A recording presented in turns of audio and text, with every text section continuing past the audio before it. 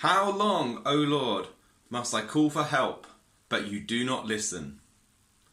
In these strange times that we find ourselves in, the first words of the prophet Habakkuk from the Old Testament might be what is ringing through our heads right now.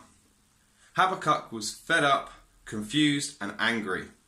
In this instance, it was because of the evil and oppression in Judah that seemed to be going completely unpunished and ignored by God. Habakkuk is effectively saying, how can you let this happen? It's a short book of the Bible, only 3 chapters, and it is a dialogue between Habakkuk and God. In chapter 1, we find all of Habakkuk's complaints laid out. How long, O Lord, must I call for help, but you do not listen?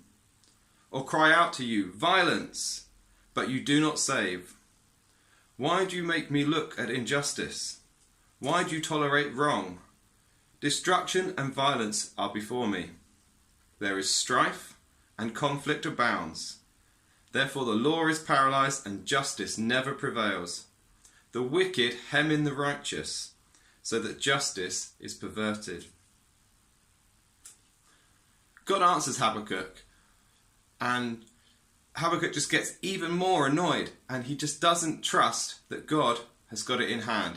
God has got a bigger plan and sees the wider picture, but Habakkuk just can't see that.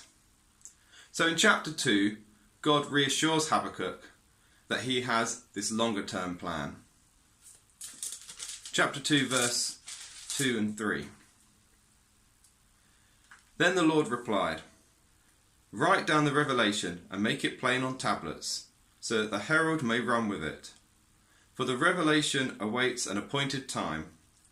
It speaks of the end and will not prove false. Though it linger, wait for it.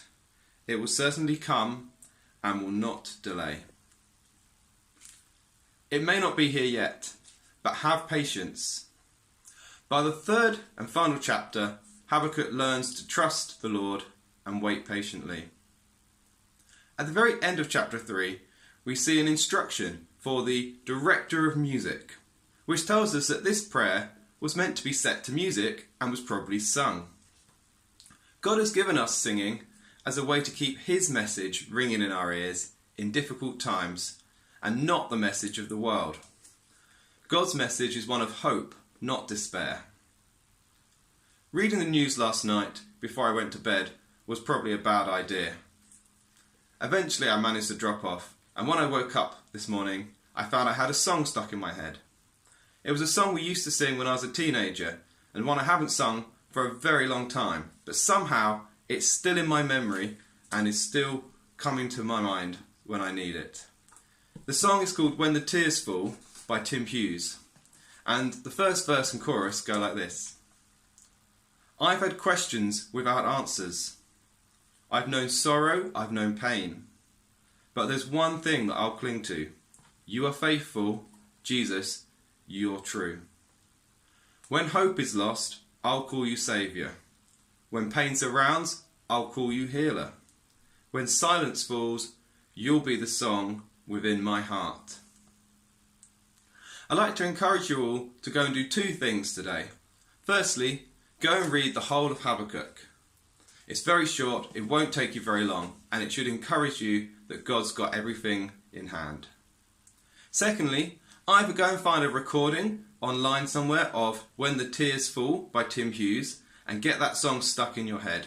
Or go and find another song that you know to get stuck in your head, which reminds you that God has not forgotten us and we just need to trust him and trust in his plan.